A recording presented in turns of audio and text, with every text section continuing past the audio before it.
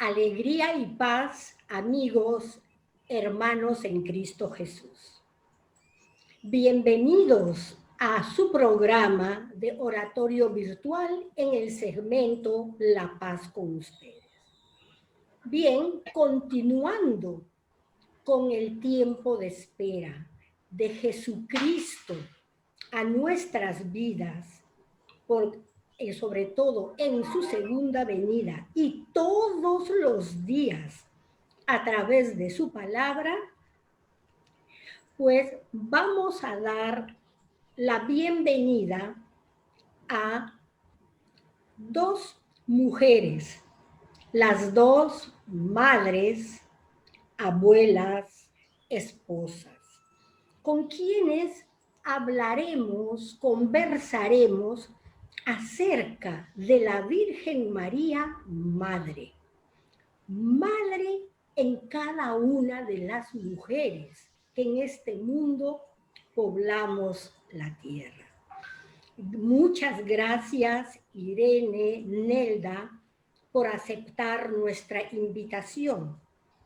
Aquí voy a presentarles a Irene de Córdoba, la persona que está delante del árbol de Navidad. Ella es esposa, madre de 3 hijos y abuela de 7 nietos. Ella no solo se dedicó a la familia y al trabajo de casa, también hizo trabajo de manutención y para eso lo hizo en la Florida University y también en el First Chicago Bank. Bienvenida, Irene. Muchas gracias. También tenemos a Nelda, la que está delante del icono de la Virgen del Perpetuo Socorro. Nelda, esposa, madre, abuela, madre de 3 hijos y abuela de 3 nietos. Igual que Irene, también ella forjó economía fuera de su casa. Para ello, se especializó en la universidad en secretariado bilingüe en inglés y trabajó como secretaria en la Procuraduría General de la Nación. Bienvenida, Nelda. Bueno, y vamos a hacer presente a sus esposas. Irene está casada con Juan Córdoba y Nelda casada con Amílcar Alvarado. Bien, como es costumbre de nuestro programa, proclamar la palabra de Dios, porque la palabra de Dios es el fundamento de nuestra vida. Como estamos en Adviento, hoy tocaremos la visitación, que la hemos tomado del Evangelio de San Lucas, capítulo 1, versículos del 39 al 45.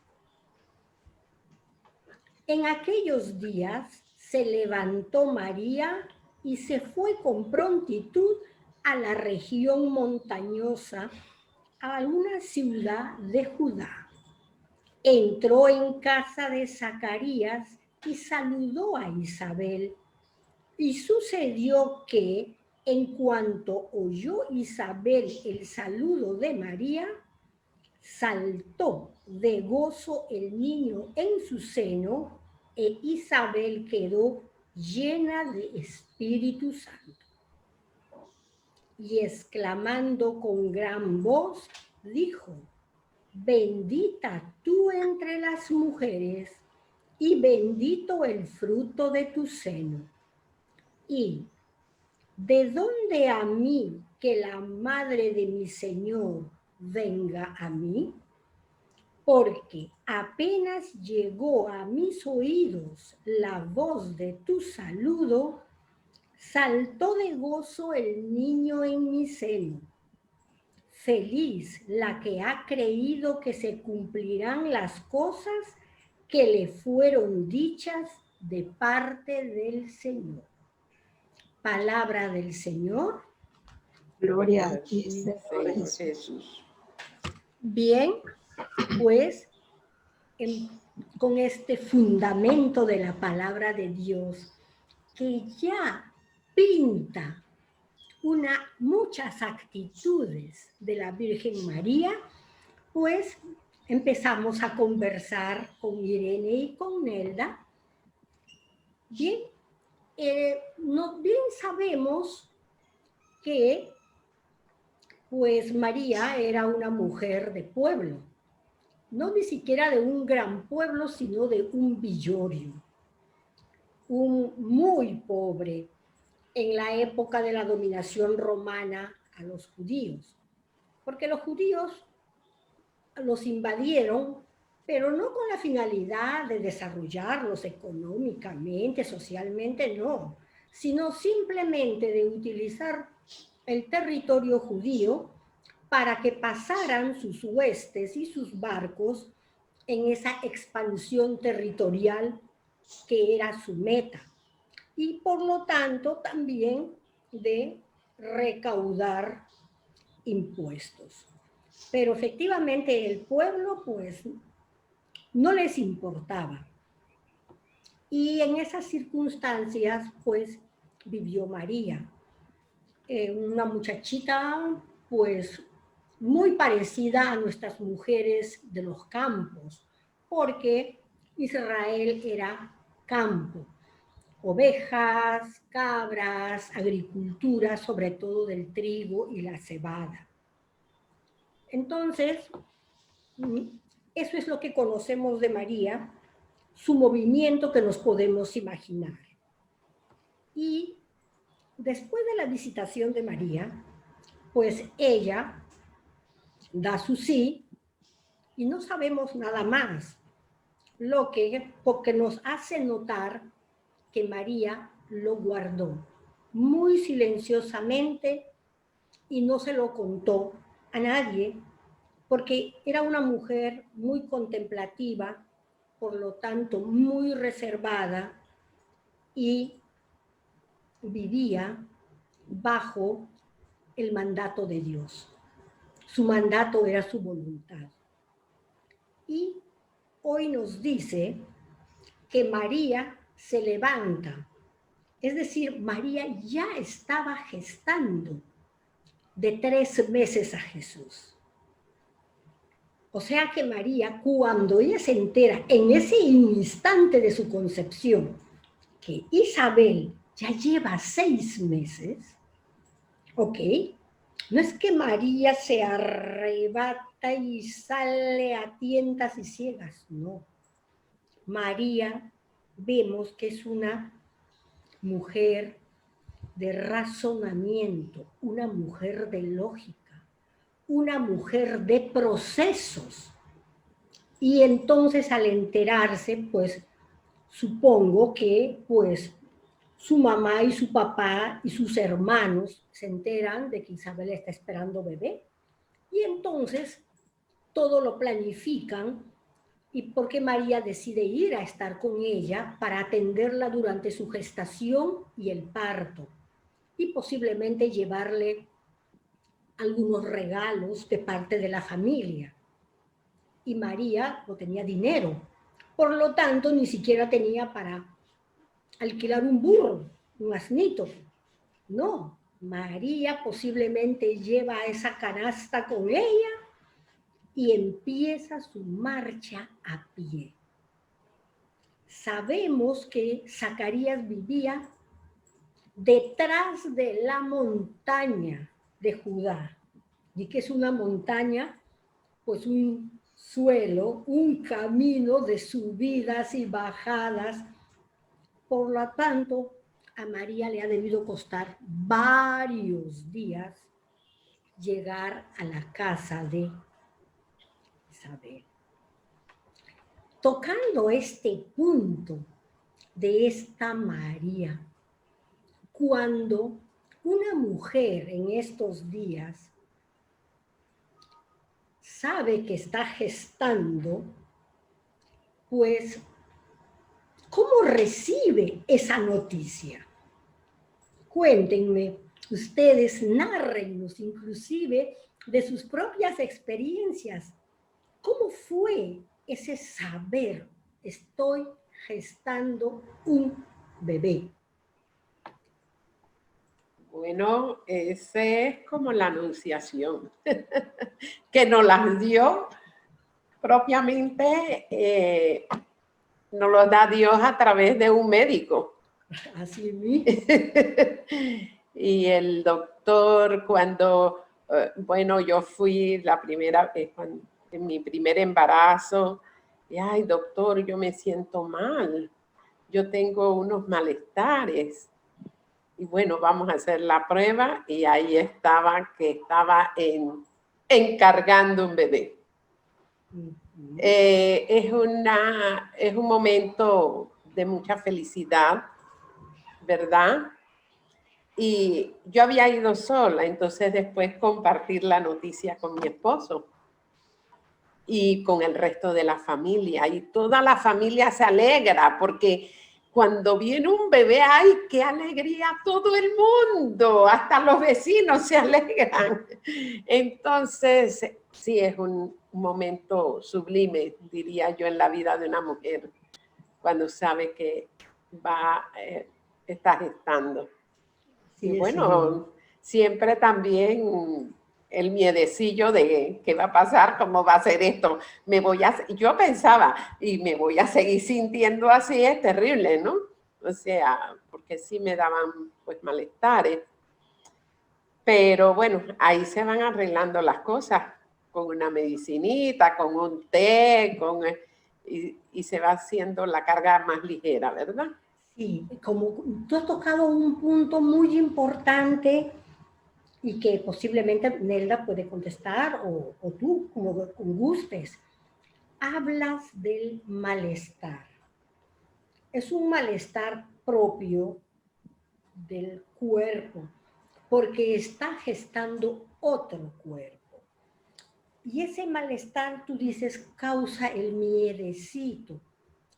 ¿Cuánto tiempo me durará? Pero buscas la solución, un tecito, un reposito, pero hay otro miedo también que se le viene a las mujeres. ¿Y este niño cómo vendrá? Esa es una pregunta que las mujeres nos hacemos y que vemos que la Virgen no se preguntó. La Virgen simplemente asumió y hágase tu voluntad.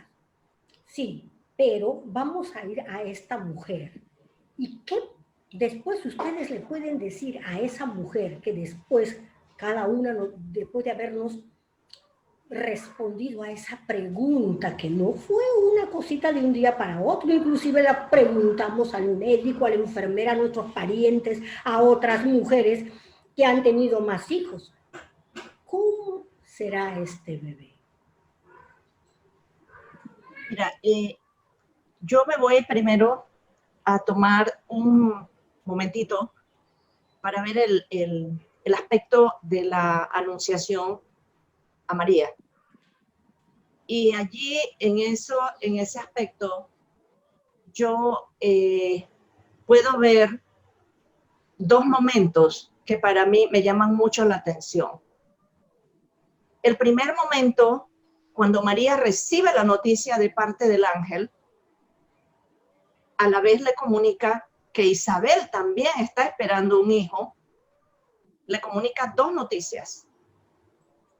Y me llama la atención que cuando María toma su tiempo, pasado el tiempo, para ir a auxiliar a su prima Isabel, María era conocedora, ya iba sabiendo, por eso fue a visitarla, porque la fue a asistir.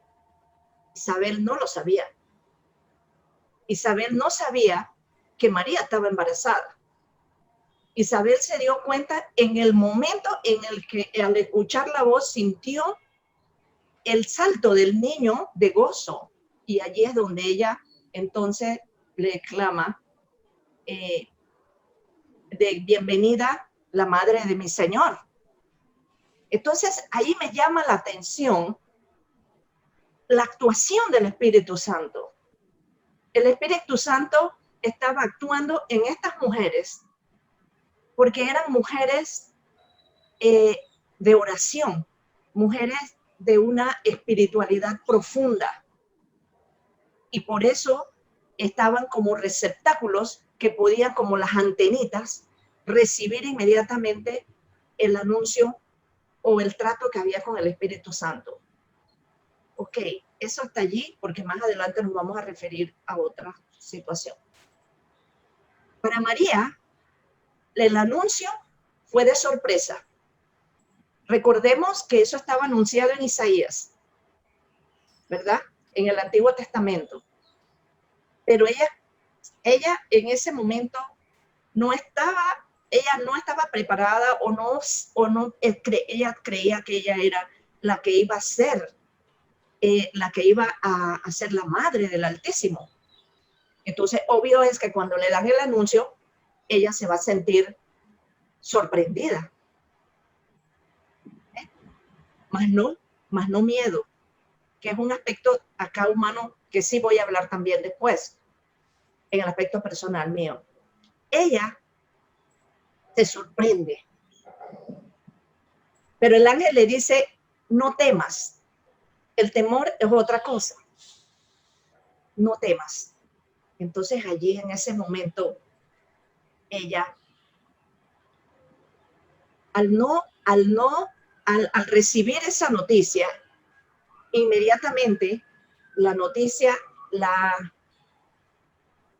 hace a ella, y la comunicación que le da el ángel posteriormente hace su hágase.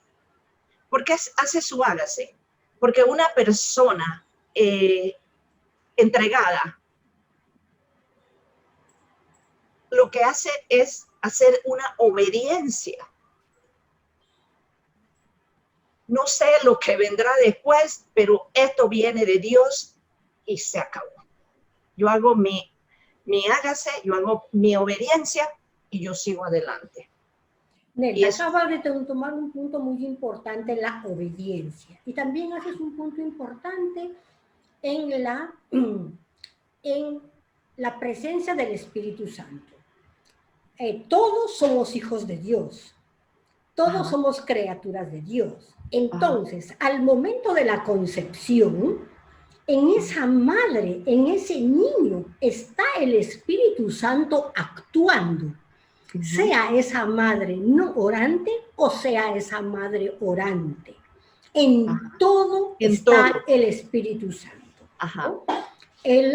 Mi pregunta iba a qué pasa en ese momento en que esa mujer se pregunta, ¿cómo vendrá este niño? En estas mujeres comunes y corrientes, porque hay mujeres inclusive, sobre todo las mujeres muy sencillas, nuestras mujeres del campo, nuestras mujeres indígenas, ellas no se preguntan cómo vendrá ese bebé, ellas simplemente se dejan llevar por el proceso de la gestación. Pero bueno, las que nos preguntamos somos sobre todo más aquellas mujeres que estamos más involucradas con la cultura, con esta cultura occidental, de la lectura, de la información y de todas esas cosas, ¿no? Bueno, mira, en ese aspecto de ese conocimiento, pienso que solamente no se va a dar en el primer hijo, sino en todos los hijos que uno va a tener. Uno siempre está, ¿cómo vendrá mi hijo? ¿Ve? Eso siempre va a pasar.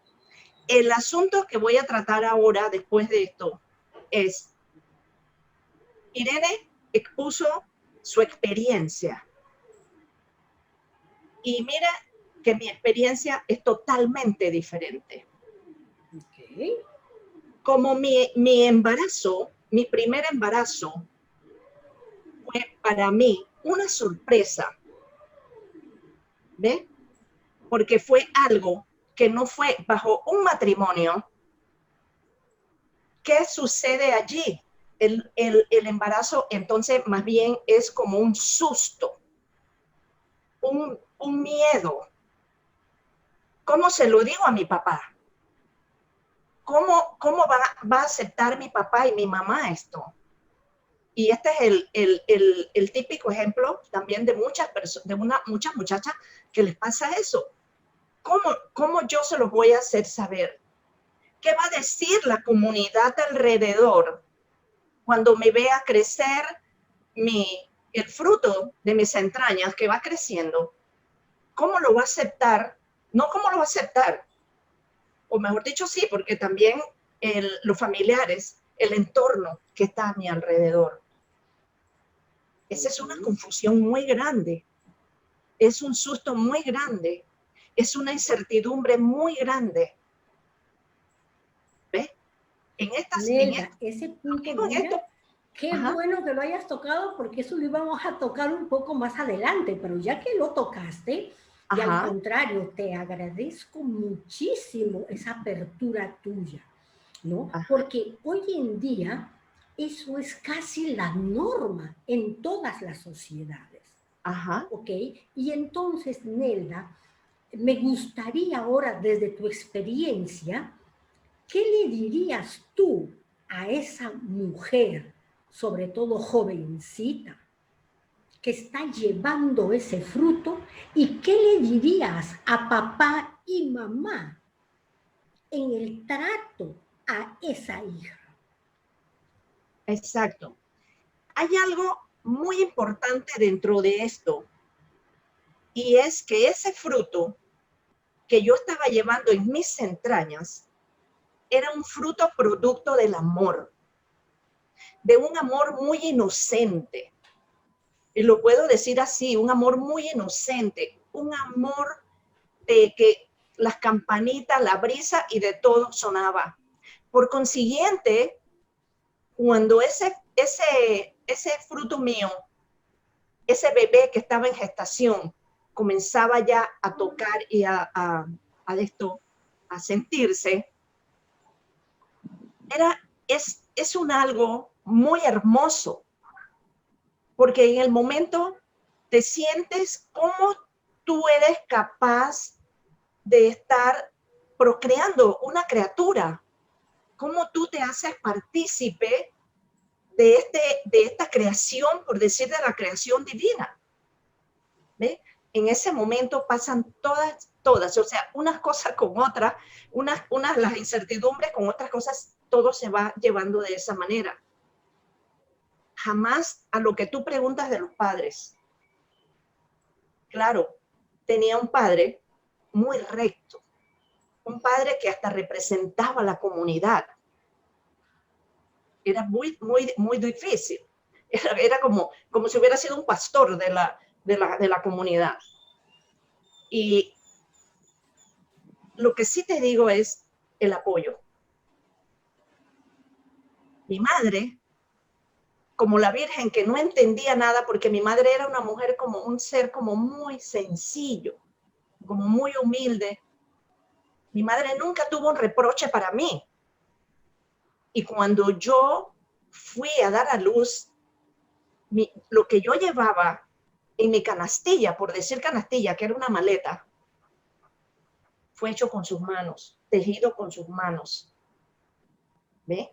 Eso es muy bonito. Es el apoyo que uno le tiene que dar a los hijos. Okay.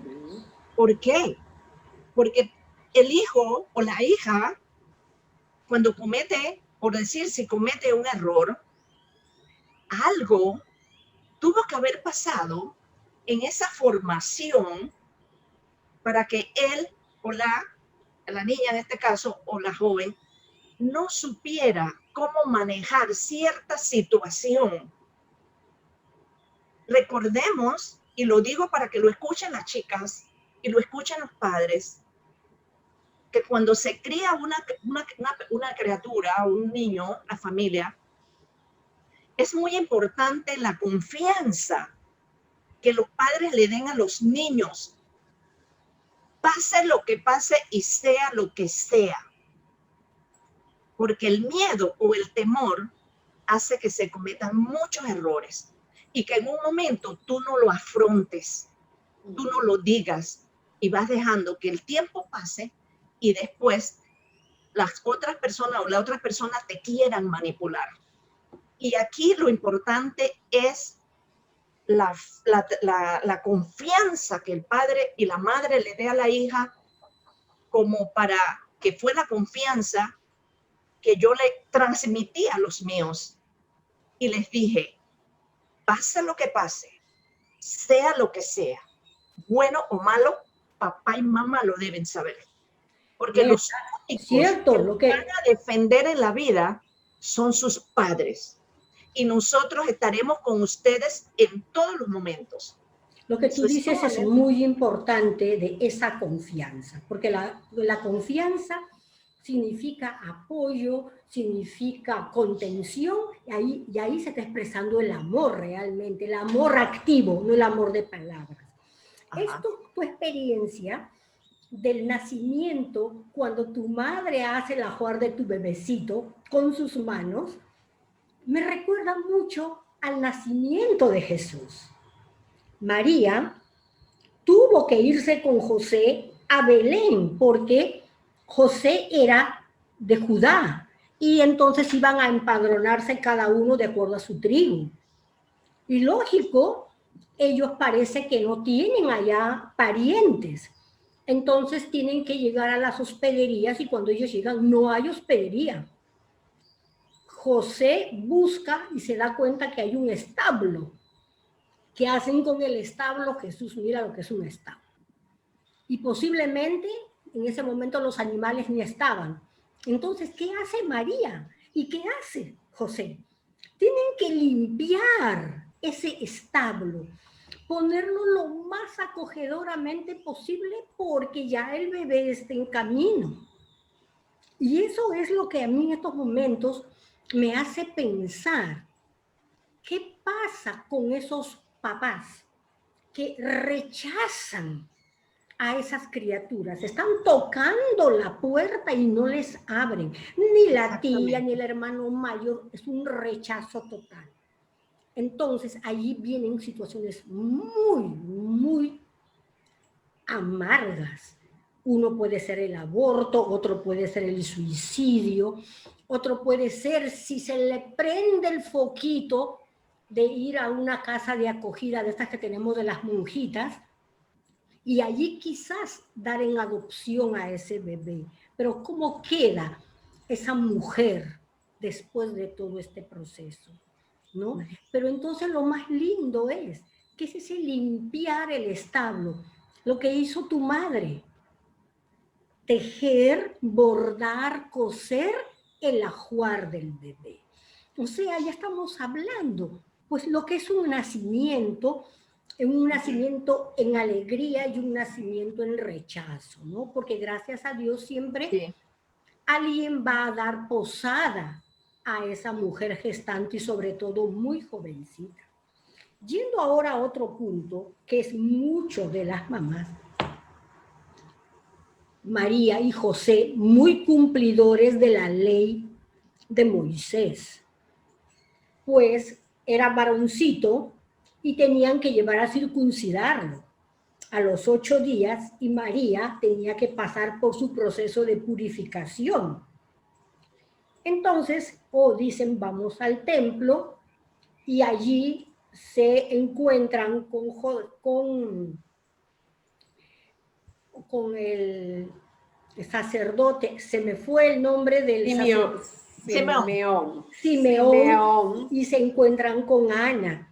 Con Ana. Entonces, María y José entran y se lo dan a Simeón y Simeón empieza a decir palabras, pues, de alto vuelo que María y José tal vez se miran el uno al otro y dicen, ¿de qué está hablando? Si bien María y José sabían que era el Hijo de Dios, pero tal vez ellos no lograban asimilar cómo este Hijo de Dios lo toma un humano y dice tantas bellezas que ellos todavía no entienden.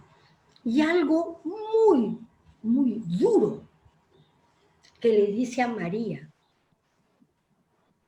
una espada te atravesará el corazón peor, María dice, una espada me va a atravesar el corazón.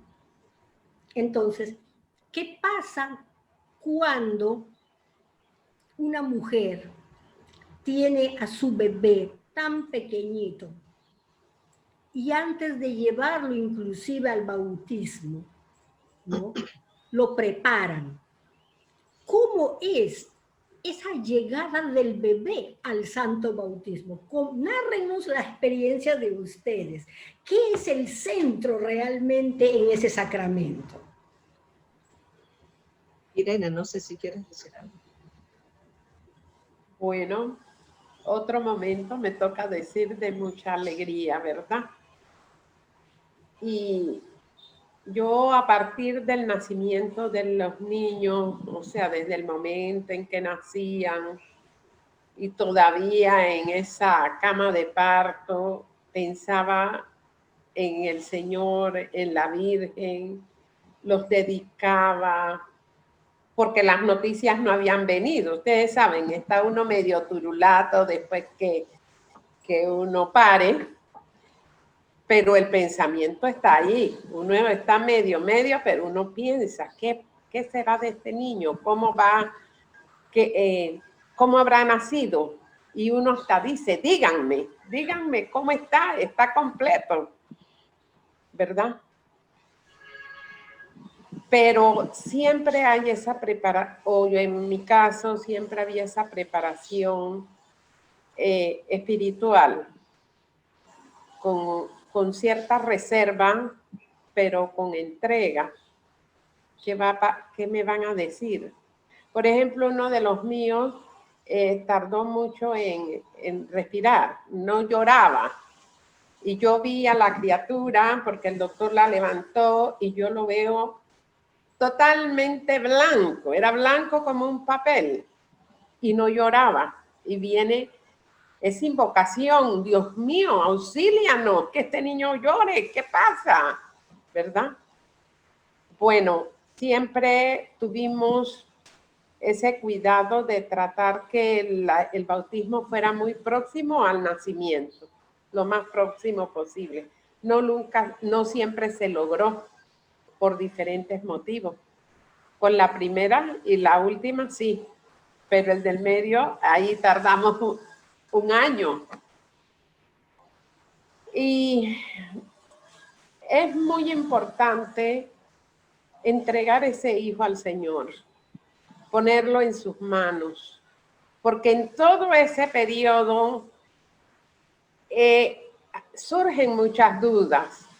Yo fui muy celosa de el desarrollo del niño y, como dijiste, María, mientras uno más se documenta, más lee, más averigua, los temores son mayores porque tú ves todo lo que puede ocurrir.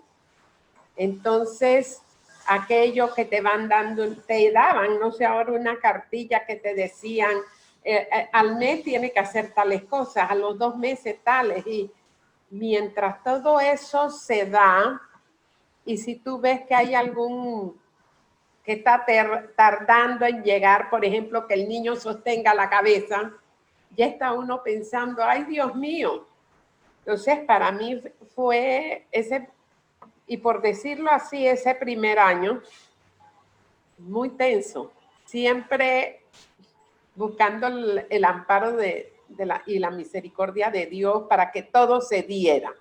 Mira, qué bonito. La experiencia que tú nos narras, de verdad, esa espada en el corazón.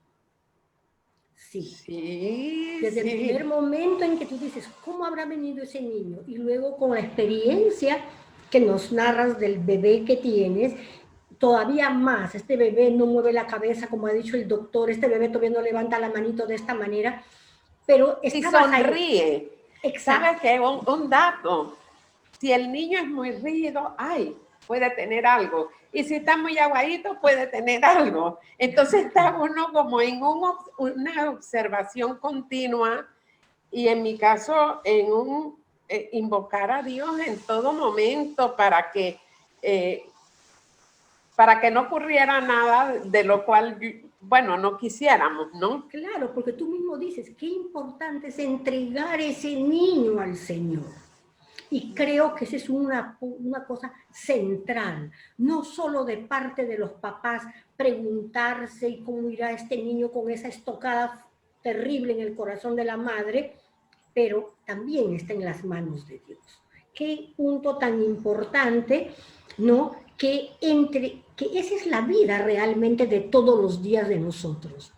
Y así le tocó a María. Por ejemplo, María, después de esa situación, tranquila está, hasta que llegan pues los reyes después de los 8 días de Cristo y ella se asombra con esos portentos de regalos y los significados de esos regalos, pero de pronto esa misma noche, cuando se van los reyes, José se despierta asustado y le dice, María, preparémonos, agarra al niño, yo agarro al asno y vamos a Egipto. Y María de repente está despierta y dice, pero ¿qué es lo que pasa? Simplemente lo dice, Herodes está buscando a nuestro hijo para matarlo, ¿no? Terrible. Y entonces allí comienza esa peregrinación de la madre. Van a matar a mi hijo. ¿Qué ha hecho este pequeñito para que un rey lo mate? Y ahora tenemos que ir a Egipto. Y llegar a Egipto no nos vamos a ir por el camino recto del desierto. Tal vez vamos a tener que rondar montañas, cruzar el río Jordán, qué sé yo. Y ahora en Egipto, cuando llegan a Egipto, es otro país, otro idioma, otro todo. ¿Qué hace la madre allí? ¿Y cómo es una madre en todos los días de su vida? Nelda, ¿nos puedes hablar un poco sobre eso? Bueno, escuchando a Irene, nosotras las mujeres vamos de sorpresa en sorpresa. En eso es lo que vamos. Es un caminar de sorpresa en sorpresa. Escuchando a Irene que el hijo de ella estaba blanquito, pues imagínate que el mío me tuvieron que sacármelo con force y hacía la carrera. Y entonces cuando me lo ponen, que lo vi yo cuando lo pusieron en la mesita, negrito como un carbón. Se estaba pasando del tiempo también. Miren todas las cosas del tiempo, del oxígeno y esto. Y bueno, lo pusieron allí y yo decía, Dios mío, pobrecito, que él viene caliente y lo ponen en esa bandeja tan fría porque eran de metal. Y después me dice un médico, señora, gracias a Dios que por eso su hijo está bien, porque si no hubiera llorado inmediatamente. O sea, no vemos eso. Y después, cuando uno ya tiene el niño, que si lo puesto boca abajo, que si lo puesto boca arriba, que si lo pongo para allá, que si esto, que lo otro, que si el niño se ahoga porque uno oye tantas cosas, ¿verdad? Entonces va creciendo esa incertidumbre en el mismo paso en que el hijo va creciendo uno también en ir superando todo ese tipo de hallazgos que van pasando, pues como madre, como todo. El bautismo de Álvaro fue a los 9 años, 9 meses, 9 meses, pero en ese tiempo yo no era una persona católica practicante, sino que más bien era de las católicas como todo, que te bautizaron y tú pues vas a la iglesia en los momentos en que hay alguna festividad o algo. De esa misma manera yo lo llevé a bautizar, Alicia, mi hermana, fue su madrina, excelente madrina porque me lo ayudó a parir también. Ella estuvo conmigo en el parto y siguió así por el hecho. Esa es su otra mamá, aparte de mi mamá también. Entonces son todas esas cosas bonitas que uno comparte y que también uno se va encontrando, que más adelante de repente no pregunte María, se va encontrando uno las Marías que van a visitar a la Isabel, porque una vez que cuando mi mamá yo tenía todo mi ajuar y ya yo me tenía que ir 3 días antes, mi tía me fue a buscar y me llevó para su casa, porque en el pueblo de nosotros si negaba uno por tener el niño de repente, ¿cómo tú ibas a salir? Ah, no, ella me agarró y me llevó, o sea, ella fue la María que agarró, me llevó allá, me tuvo con ella, me llevó al hospital, estuvo pendiente, mi hermana Alicia y todo todos esos papeles, miren cómo se van dando en la familia, que no escapan a lo que fue la familia aquella también Nazaret, de sí. Israel, se va dando. Entonces, luego en el bautismo y así sucesivamente. Sí, No sé Nelda, si por María- ejemplo, tú hablas ahora de la familia y es muy importante la familia en apoyar a la madre, sobre todo a la madre que acaba de tener, qué sé yo, su cuarto, su quinto hijo. Un niño es totalmente Sí. diferente al otro, ¿no? Sí. Y ustedes tenían que trabajar. Sí. Eso es lo que María, esa travesía a Egipto, y cuando llega a Egipto, tiene que adaptarse a Egipto. Y ustedes tienen que adaptarse a dejar al bebé en casa y ustedes volver a su rutina normal. Háblennos de eso para que las madres que, no sé, ahora las que son primerizas, o las que ya tienen un segundo o tercer hijo, pero que todavía no han podido como que adaptarse a esa circunstancia, puedan escucharlas a ustedes también. Mira, yo sí estaba pensando, me he puesto a reflexionar o a meditar sobre el papel de María. Y yo me digo, bueno, María, por decir como una campesina, como tú lo comenzaste a decir al principio, que cuida las gallinas, carga el agua, lava la ropa, hace la comida y de todo. Entonces yo me decía, bueno, hoy en día las mujeres tenemos un rol diferente en nuestra sociedad. Entonces yo puedo ver en estas mujeres que son ingenieras, que son arquitectas, a mí pues que me tocó en la parte administrativa trabajar y dejar mi casa para salir. Ese rol de compartir fuera de mi casa y en mi casa y a la vez de tener esa organización o ese ojo clínico para que en mi casa todo funcionara en la forma de que cuando yo salía no llegara a faltar nada. Allí yo sí le tengo que dar muchas gracias a Dios porque yo tuve dos muchachas, una de 14 años del interior de la República, pero esas muchachas ya están acostumbradas a cargar niños desde chiquito. Entonces, tan responsable. Y ella cogía ese niño, un muñeco, ya te estoy hablando del segundo mío, de Amícar David, cuando me tocó aquí en Panamá, lo cargaba como si fuera su muñequito, su niño lo quería como si fuera de ella. Y a la otra hermana le tocó después con mi hija Annie. Entonces, esas ayudas son muy buenas para que uno pueda también compartir, salir a trabajar porque uno es parte de la casa también. O sea, aquí no es solamente el hombre, es el hombre y la mujer. La pareja que lleva como los bueyes un yugo para ir hacia adelante en lo que es la labor de una familia. Entonces, allí en esa parte, por lo menos decía yo, y yo siempre lo tomo de ejemplo, yo tomo de ejemplo a María. María era ama de casa, pero María era orante. María estaba compenetrada con Dios. María ayudaba a la gente que estaba a su alrededor, era servidora. Entonces, yo también tengo que hacer un trabajo de reflejar a María en eso. No sé si así te puedo decir algo. Irene, vamos a esta parte donde ya María vuelve con José de Egipto, porque ya había muerto aquel rey que quería matar a Jesús, pero no podían volver realmente, tal vez a Jerusalén, porque estaba gobernando el hijo y ellos mantenían ese temorcito. Entonces ellos se van a Nazaret, vuelven a Nazaret y ahí, pues bueno, comienzan su vida y no se sabe nada más, solamente se dice que Jesús vivió bajo el yugo, la autoridad de mamá y papá y crecía en sabiduría. Hasta que de pronto sale una escena de de un Jesús adolescente. Ese Jesús adolescente que en aquel entonces también María y José, cumplidoras de la ley de Moisés, viajaban a Jerusalén una vez al año y porque Jesús ya estaba en la época en que tenía que recitar ya la Torá, tenía que saber muy bien lo que era la palabra de Dios de los libros de Moisés. Y hoy en día los judíos lo siguen haciendo. y son aproximadamente de los 12 años. Y bueno, ellos se van a la fiesta, pero parece que María y José olvidan esa parte de que Jesús tenía que entrar al templo, pues para que ella se haga el adulto. Y bueno, María y José, bueno, dicen, vamos a volver.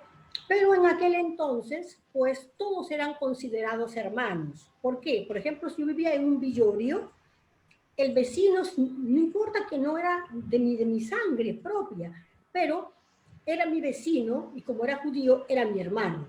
Y todos se decían hermanos. Entonces, y todos se conocían, porque María en esa caravana que iban eran conocedores.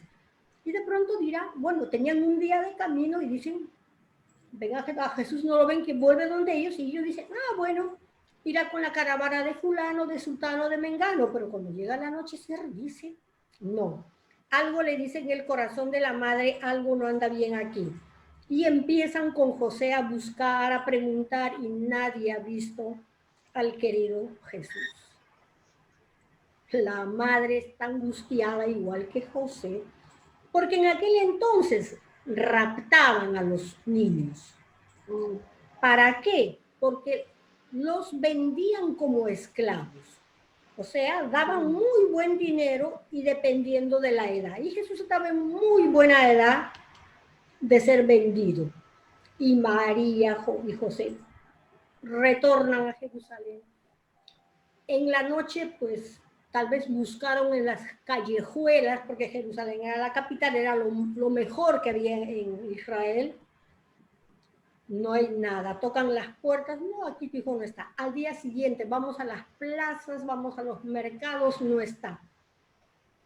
Al tercer día se les ocurre, no, inclusive ellos habían ido al templo, el templo era muy grande, los habían buscado y nada, pero nuevamente vuelven al templo. Quizás se les ocurrió, es que ya tiene 12 años, y ya te va a hacer un hombre dentro de poco. Y cuando María lo ve entre los doctores, escuchando, disertando, preguntando, posiblemente la madre en aquel momento respiró. Pero la madre entra. Ahí no dice que la madre pidió permiso, no. Simplemente María entró y Jesús, si lo llama, posiblemente le dice, Jesús. Y Jesús voltea y viene donde ella y le dice, hijo, ¿por qué nos has hecho esto? Es todo lo que le dice ella, es todo lo que puede sacar, pero tal vez es de la alegría que tiene. Y el hijo le responde, no es que se queda callado, le responde. Entonces, una madre con un hijo de 12 años en adelante, sobre todo esa época de la adolescencia, donde el niño tiene tanto pajarito preñado, es niñito porque necesita de papá, de mamá, de comida, de escuela, todo pagado por los papás y apoyo, pero no, yo soy un adulto, yo puedo, yo me valgo. ¿Cómo lidias o tú has lidiado ese momento con tus 3 hijos, Irene? Sí. Bueno, primero quiero hacer eco de la sensación esa de sentir que un hijo se ha perdido. Literalmente se ha perdido. Yo creo que es un momento, el peor momento de angustia que puede padecer uno. La sensación de pérdida y el pensar en un minuto, en segundos, pasan todas las imágenes de todo lo que puede haber pasado porque no estás viendo al niño o no estás viendo al adolescente o no tienes noticia de él o de ella, pues porque también tenemos niñas, ¿no? Es muy difícil. Se necesita un gran control de uno como persona para no enloquecer, porque realmente son momentos que uno asocia siempre con la fatalidad, con algo, ¿verdad, man? Entonces, la Virgen tuvo que tener una vivencia muy fuerte. Pero como ella siempre, o sea, vivía bajo la gracia de Dios, podía enfrentar estas cosas con más calma y con más naturalidad, con más confianza, pero aún así debió ser muy duro. Volvemos y decimos, hay momentos en que simplemente se pega el grito al cielo, como se dice popularmente.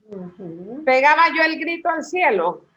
Por ejemplo, adolescentes, ya muchacho de 16, 17 años, quiero bajar, quiero ir a la fiesta, ¿cómo no, hijo? Sí, vas a ir, o hija, van juntos, porque dos de los míos son muy seguros, van juntos, pero entonces esa zozobra todo el rato hasta que nuevamente vuelven a casa.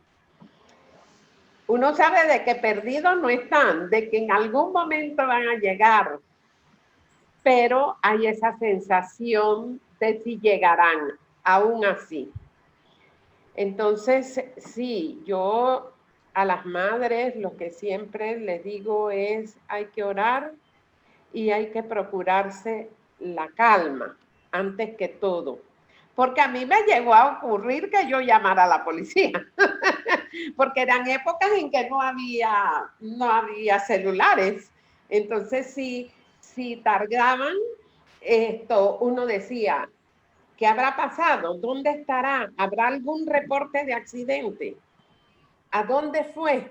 Eso es lo que le viene a uno a la mente. Sí, entonces, sí. Lo que estás diciendo es sumamente importante, es cierto. Una madre a esa edad siempre tenemos el brazo largo, que nos gustaría estar con ellos. Pero como que también dijo Nelda algo muy importante, adelante, la comunicación, qué importante es. Porque voy, a pesar de eso, esa zozobra va a estar, pero lo importante es la comunicación con los hijos de confianza. Voy a este punto.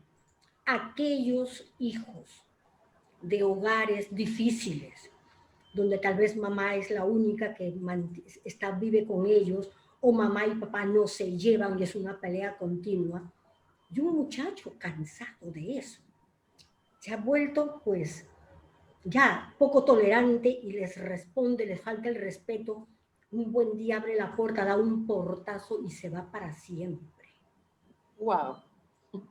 ¿Qué? Y eso es lo que pasa hoy en día en diferentes sociedades. No es nada nuevo. Entonces, justamente para eso, ¿no? Tú como mamá, no ha sido pues, todo conversación con mi hijito, todo consejito, no, porque también ellos a veces se escabullen y sobre todo si son dos, bien amiguitos, bien hermanitos, se tapan el uno al otro, ¿no? Entonces, por ejemplo, ¿tú qué dirías a una mamá que si tiene un hijo, por ejemplo, rebelde, que ya le falta el respeto, pero está todavía en su casa? ¿Qué le dirías tú a una mamá así? Yo le diría que tiene que haber definitivamente mucha comunicación y que parece mentira, una mamá ya vivió la adolescencia y todos sabemos cómo fuimos cuando adolescentes. Todos sabemos cómo piensa un adolescente porque yo fui adolescente, tú fuiste adolescente, todos fuimos. Para llegar a los 50 ya fuiste adolescente, para llegar a los 40, a los 30, fuiste adolescente. Yo creo que la madre o los padres, antes de hablar como de una forma imperativa, deben también dejar saber cómo fueron ellos y cómo pensaban. Y que ahora, y cómo escuchaban ellos a sus padres.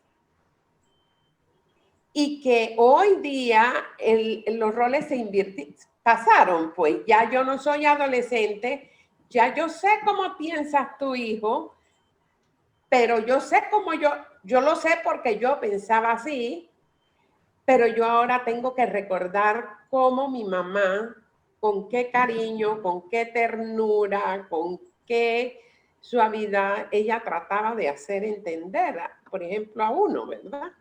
O sea que realmente los padres tienen que tomar actitudes más, de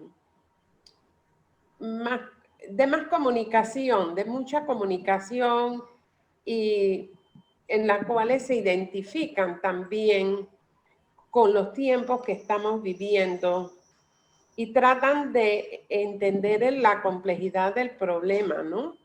Porque definitivamente hemos adelantado para muchas cosas hoy día, pero como padres se nos van de las manos muchas cosas también debido a todos los avances que hay O sea, y a todas las libertades que como sociedad se dan. Exacto, sí, ¿Verdad? sí, lo que nos dices realmente es importante. Nos estás hablando es de una cercanía a los hijos en relación a tu propia vivencia de adolescente. Exacto. Ponerte en un momentito en lugar de ese joven y decir, yo hacía esto, e inmediatamente ir donde él y cómo a ti te hubiese gustado que tu mamá, tu papá te escucharan o también te disciplinaran, porque a veces dentro de los hijos hay hijos que tienen un carácter más dócil, con el cual tú puedes conversar y negociar, pero hay otro más fuerte, más temperamental, al cual le tienes que poner una disciplina un poquito rigurosa, ¿no? Y eso no quiere decir que porque le pones una disciplina eres un mal padre, no. Creo que la disciplina le da, tengo un papá que me está diciendo algo para reflexionar, ¿no?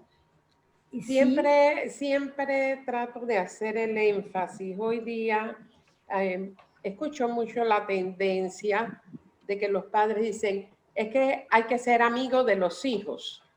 Craso error. Ese ser amigo de los hijos siempre tiene que ir muy claro el marco de que soy tu mamá, amiga tuya, pero no que soy otro amigo más tuyo. Y yo creo que esa falta de respeto se desprende lastimosamente los mismos padres con la actitud de que somos iguales, actuamos como más jóvenes de lo que realmente somos. Eso desfavorece mucho. Yo creo que el padre debe mantener una actitud que lo haga aparecer en todo momento como el papá y la mamá de la casa, como los jefes del hogar. La autoridad, ¿verdad? La autoridad. La autoridad hay que dejarla bien sentada con todo el cariño, con todo el amor, con toda la comunicación, pero la autoridad se debe ver. Así es. No puede quedar en el aire como que entredicho, no. Porque existe. Existe, sí, exacto. Bien, ahora vamos a tocar un poquito del Jesús adulto, ya del Jesús aproximadamente de 30 años. Ese Jesús que ya sale a cumplir su misión. Y para cumplir su misión, tiene que despedirse de su madre. No puede quedarse ya en la casa de mamá, sino ya tiene que dar el abrazo, el beso definitivo. Mamá, estoy contigo siempre, pero ahora como adulto llega mi misión de hacer las cosas que yo tengo que hacer. Y allí vamos a tocarlo con Nelda, ese punto de la despedida, y otro punto importantísimo, las bodas de Caná. Porque ya Jesús tiene discípulos. Jesús es invitado a esa boda. Y también a esa boda estaba invitada María, la Virgen. Lo que quiere decir que Jesús se encuentra con su madre en esa boda. Y esa relación de la madre y el hijo adulto. A ver, Nelda, háblanos de ese Mira, Jesús adulto en la vida adulta de los hijos y de la despedida de casa, pero no la despedida total, sino la despedida corpórea, pero el afecto queda. Ajá. Bueno, mira, a mí me llama mucho la atención que cuando María encuentra a Jesús en el templo. Nelda, perdón, me encantaría que volviéramos a ese punto, pero tenemos lamentablemente un tiempo. Ok, pero es lo que te voy a decir. Desde ese momento, María, con la respuesta del hijo, se dio cuenta que estaba ante un hijo ya maduro, había madurado, independiente, ya él mismo ya le enmarcó esto. De allí a los 30 años, María estaba tratando ya con un hijo que había desarrollado mucho y que era, ya por decirte, madurado. Cuando él deja la casa para irse a su misión, pienso yo, para ella no fue difícil la salida de él, porque ya ella estaba tratando con un hijo adulto, aunque hubiera sido pequeño, desde pequeño. De allí, cuando él sale a su misión y sale a todo lo demás, cuando nosotros los padres, creamos hijos para que sean independientes. Y esa independencia se va marcando desde que uno los está tratando y tratando lo que Irene habló de la autoridad. En mi casa, autoridad, papá y mamá. Así ustedes tengan los años que ustedes tengan, porque ustedes van a salir de la casa, pero nosotros dos seguimos siendo la pareja y nosotros seguimos los que estamos aquí en este hogar. Y este hogar se respeta. Para la crianza de los hijos, y que estaban tocando el aspecto de estos hijos rebeldes, yo fui una hija rebelde y una rebelde pasiva, porque yo no lo podía manifestar. Pero dentro de mis hijos yo tuve uno bien rebelde, pero yo sé mi rebeldía para ver cómo yo enfocaba a mi hijo. Entonces, ese rebelde a los 6 años te dice, no me pegues, háblame. Ya tú debes saber, entonces, ¿ante quién? Desde allí, como la Madre María a los 12, desde esto, ¿ante quién yo estoy? Entonces, eso me sirve a mí como un parámetro para enfocar cómo yo voy a manejar o cómo yo voy a tratar la situación de mis hijos. Y que hoy en día todos saben que no pueden interferir dentro del hogar de papá y mamá que tenemos ahora mismo, porque ya es otra etapa, es otro tiempo, y el tiempo de ustedes ahora es en el hogar de ustedes, cada uno, lo que ustedes, de la misma manera que nosotros tampoco podemos interferir en el hogar de ellos, porque ellos también tienen que darse el tiempo y el lugar para, como pareja, hacer el hogar de ellos. Nelda, ¿y qué, por ejemplo, qué le dirías a aquellos padres, no por circunstancias particulares que una temporada los hijos vienen a vivir casados y con sus propios hijos, no por situaciones de verdad necesarias en que nuevamente se abre el hogar del padre? Inclusive se abre con un tiempo. Pero ¿qué le dirías tú a aquellos hijos que, si bien a veces toda la familia no se viene, pero sin embargo quedan los nietos y los abuelos pasan a tomar autoridad, el rol de papás con esos niños, y esos hijos pues van a sus trabajos, viven en su casa con sus parejas, se van de paseo, se van de fiesta, pero han dado a sus hijos a esos abuelos. Es muy dado la oportunidad ahora mismo por el COVID que muchas familias, por la desestabilización económica, hayan tenido que retornar a la casa de los padres. Yo en ese lugar, si estuviera en ese lugar, ok, porque lo tengo que hacer, ok, vengan a mi casa. Pero es muy importante que quede comprendido que esto es temporal, mientras se resuelve, mientras cambie la situación, porque cada hogar, cada familia necesita su espacio. Y yo puedo hacer un sacrificio, como la madre servidora, como lo fue la madre servidora, yo también, y puedo hacer un sacrificio en este momento, pero luego que pase este momento, cada uno a lo suyo, porque cada uno necesita su espacio. ¿Sí? Como los adultos mayores, ya necesitamos un espacio. Entonces, cada uno, ustedes también, porque ¿qué hago yo que de repente, porque todos estén en mi casa, quede yo metida en que yo vea que ellos no están, para mi concepto, no están creando los hijos como deben ser, y entonces, en vez de arreglar, lo que hago es un conflicto? ¿Ves? Correcto, correcto. Neda, y también ahora nos vamos a adentrar a ese Jesús ya completamente alejado de la casa de la Virgen y cómo la Virgen continúa con él. Pero antes, en relación a la despedida de Jesús de la Madre, es muy histórico que inclusive el día de hoy en el pueblo judío a los hijos se les criaba hasta que la mujer tuviese 15 años, porque a los 14 años, 13, 14 ya los comprometían a casarse con un varón de la familia tal. Y a los 15 años eran las nupcias y esa hija se iba no a la familia del esposo, sino con el esposo. Y el esposo también era joven, 16 a 18 años, inclusive el día de hoy.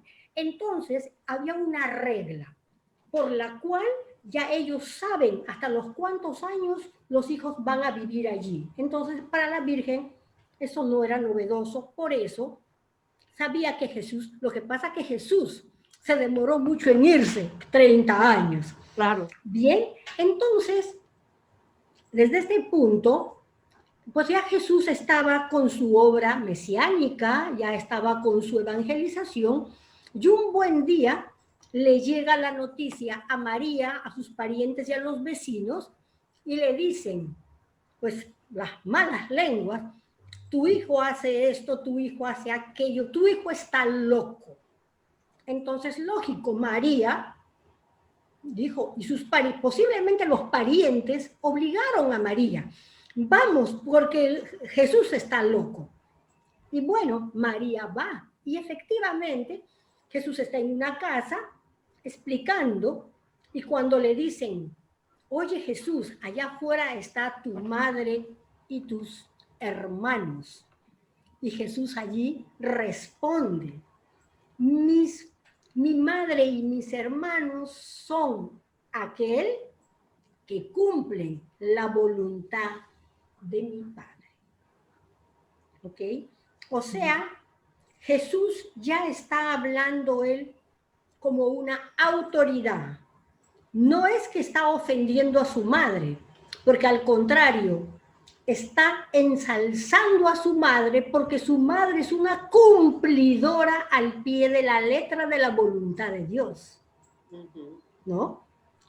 Sí, pero la actuación de esta madre, mi querida Irene, ok, mi familia dice los vecinos que mi hijo está loco, pues bueno, voy a ir a verlo.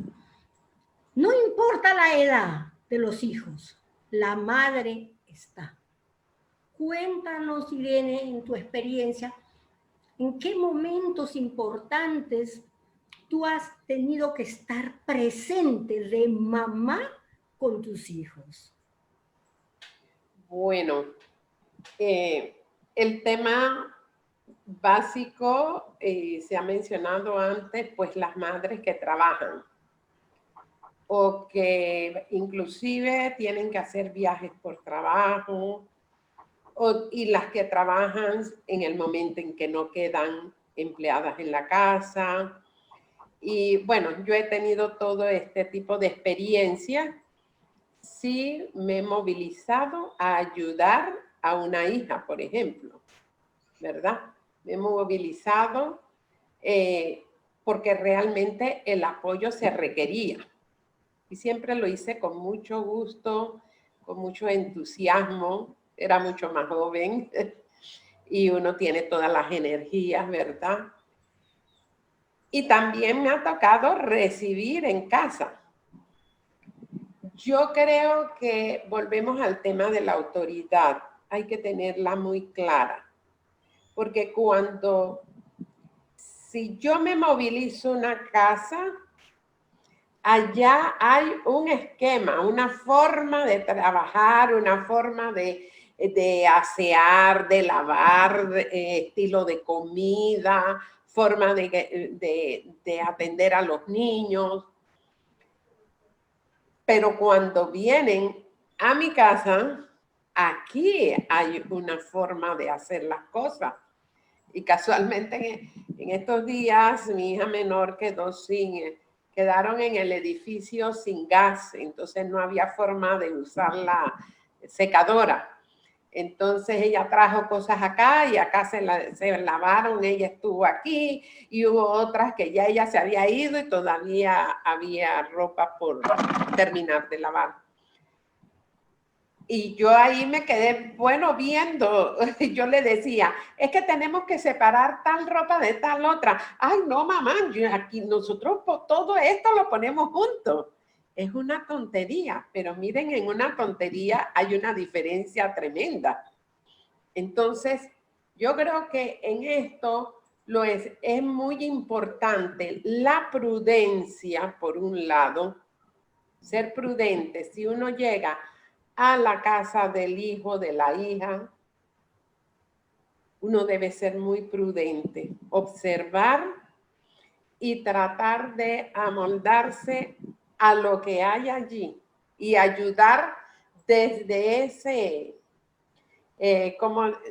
teniendo esa óptica, ¿no? Logrando entender cómo funcionan las cosas allí. Y cuando el hijo viene a la casa con familia, toca entonces a esa familia adaptarse a lo que encuentra acá. Si eso no se establece desde un principio, va a haber problemas.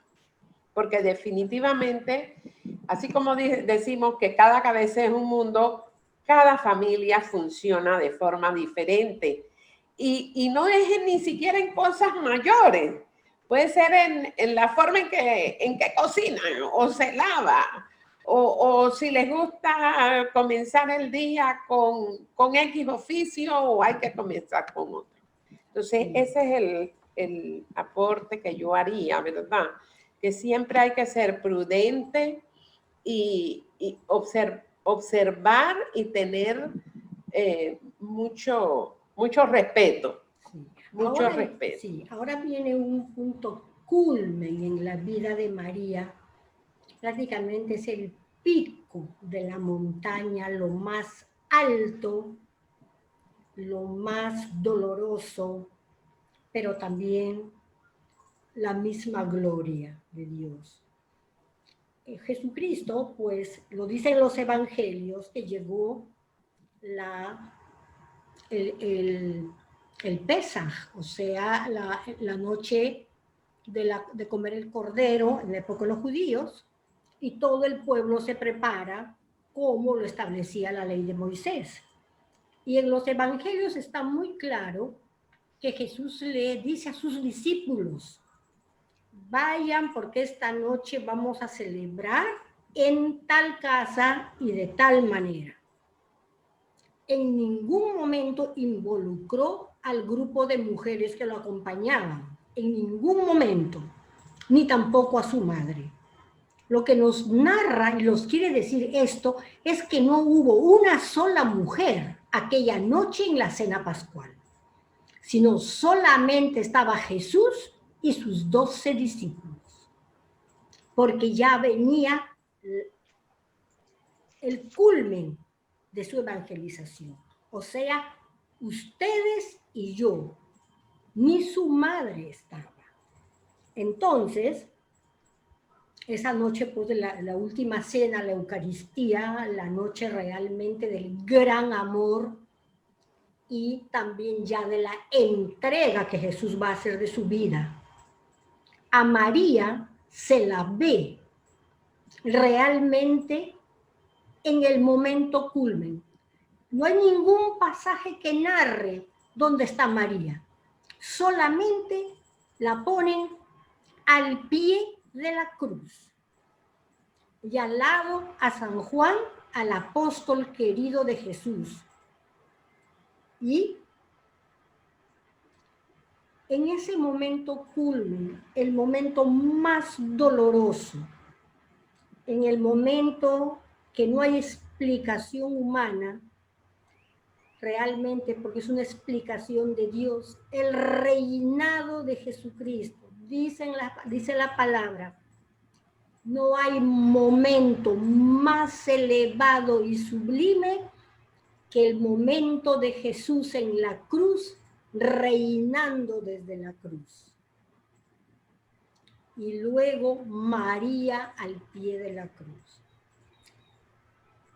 En la anunciación, un momento alegre, un momento de confusión, pero de aceptación, en alegría, en el hágase.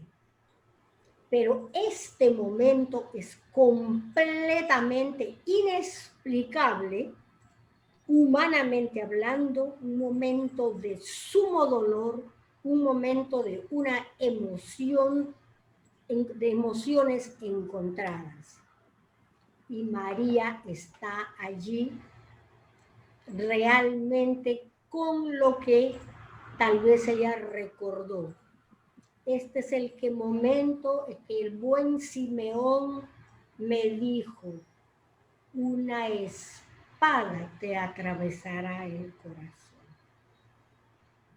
La madre no lo repite, simplemente está. Nelda, háblanos de ese momento de María y de ese momento de muchas mujeres que llegan a ese momento culmen.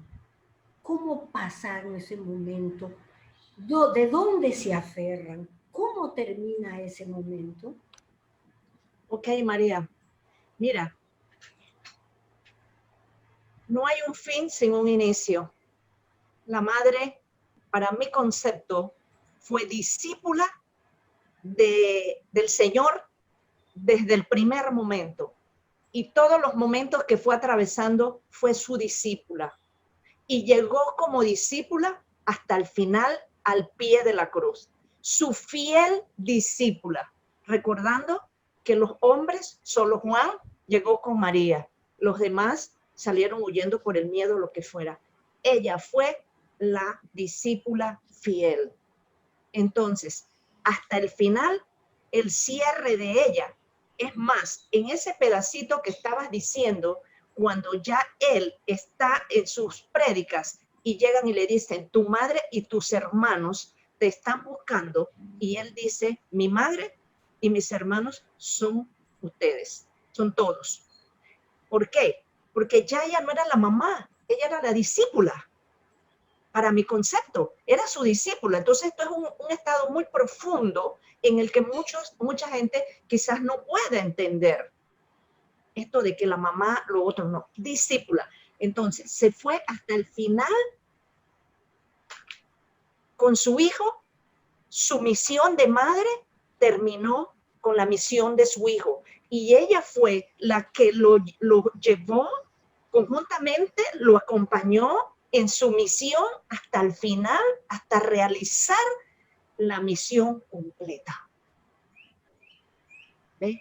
El gran amor de los amores. Allí en una cruz, y ella se devuelve. Yo no voy a decir que tranquila, porque era también la parte mujer, pero ya ella, como quien dice, llené mi misión y me retiro a seguir el discipulado, ya entonces a través de lo que vemos con el Espíritu Santo, lo que podamos ver después con el Pentecostés y todo lo demás, porque ella siguió trabajando. No sé si de repente me podría haber desviado, pero si te he respondido lo que sí, se quedó. Nelda, pero esta pregunta era, bueno, o también Irene pueden responder, ese momento de la espada misma, Ajá. muchas mujeres Ok. Y madres, Ajá. madres carnales y madres del corazón, aquellas que han adoptado hijos, Ajá. tienen esos momentos. La pregunta era, ¿cómo pasan esas mujeres ese momento? ¿A qué se aferran? ¿En qué se sostienen? ¿Y cómo terminarán? Esa es mi pregunta. Ok. Mira, puede haber momentos en que se pregunte la madre o X madre, ¿por qué me pasa esto? ¿O qué he hecho yo para merecer esto? Pero también allí es donde viene la parte de lo que es la sabiduría divina y la espiritualidad. Logran entender como la Madre Santa cuando ella no entendía nada, pero eso lo voy a buscar yo si soy una madre que me dejo guiar por el Espíritu Santo a través de una entrega de una vida de oración y de actuación conforme a la palabra. Mucho más duro será para los que no lleven este estilo de vida, que entonces no saben cómo acatar y de repente las reacciones van a ser diferentes. Por supuesto, por supuesto. Sí, aquí ya se liga la cruz y la resurrección. Y resurrección, Espíritu Santo. Es decir, la Virgen, en la resurrección no se habla nada de ella, absolutamente nada, ni se le menciona. Ni siquiera se le dice que María estaba junto con los discípulos, no, asustado y encerrado. Tampoco se le menciona ahí a María, pero a María sí se la menciona en Pentecostés. María es la cabeza en Pentecostés. María es el centro, porque María toma esa misión de la madre espiritual en la cruz. Cuando le dice Jesús a su madre, mujer, he ahí a tu hijo. En ese momento nacemos todos en esa cruz. Nosotros somos producto de esa cruz. Y la madre nos engendra en la cruz. Y nos da a luz en la cruz, en Juan. Por eso que ella es el centro. Y los apóstoles y Juan se la llevan con ellos. Porque María significa Jesús mismo, en persona, en presencia. Y ella empieza a animarlos como sus hijos y les dice, la noche no ha terminado, pronto está el amanecer y ese es el día de Pentecostés. Pentecostés, o sea, para cada una de las madres que también tenemos ese Viernes Santo, hay ese Pentecostés. Y aquí lo importante es de que las madres que nos están escuchando en este momento y las madres, mujeres u hombres que más adelante nos escuchen, sepan de que es importante la vida de Dios en cada uno de nosotros. Solamente Dios es el único que nos da esa seguridad que en esta vida nada nos la va a dar. Dios es el único que nos va a dar el sostén, es el único que nos va a dar la felicidad real. Como en pleno Viernes Santo, Jesucristo tuvo la gloria del reinado. Alguien diría, pero qué locura están hablando. Pero si nos adentramos o permitimos a que la palabra de Dios nos cale, poco a poco el Espíritu Santo nos hará entender estos momentos sublimes. Pues, para terminar el programa, les doy infinitas gracias por aceptar nuestra invitación. el buen Dios las bendiga con abundancia de sus bienes materiales y espirituales, especialmente el de la obediencia, el de la humildad y el de la paz, y que, pues, entre penumbras, oscuridades, entre punzazos y estocadas de esa espada, sepamos que María fue la primera que salió al paso y ella como guía, como peregrina, como madre, está con cada una de nosotros. Bien, entonces... Gracias. Muchas gracias, María. Gracias, María. De nada, un gusto nuevamente de tenerlas. Y mis queridos hermanos en Cristo y amigos, pues muchas gracias por entrar a nuestro programa. Esperamos que sea de mucho consuelo, apoyo, ayuda, lo que Irene y Nelda han tenido a bien compartir desde sus propias experiencias. Pues nos veremos en el siguiente programa siguiendo con María en el Adviento. El día de hoy fue María Madre. Pues nos veremos la próxima semana en su programa La Paz con ustedes. Hasta pronto.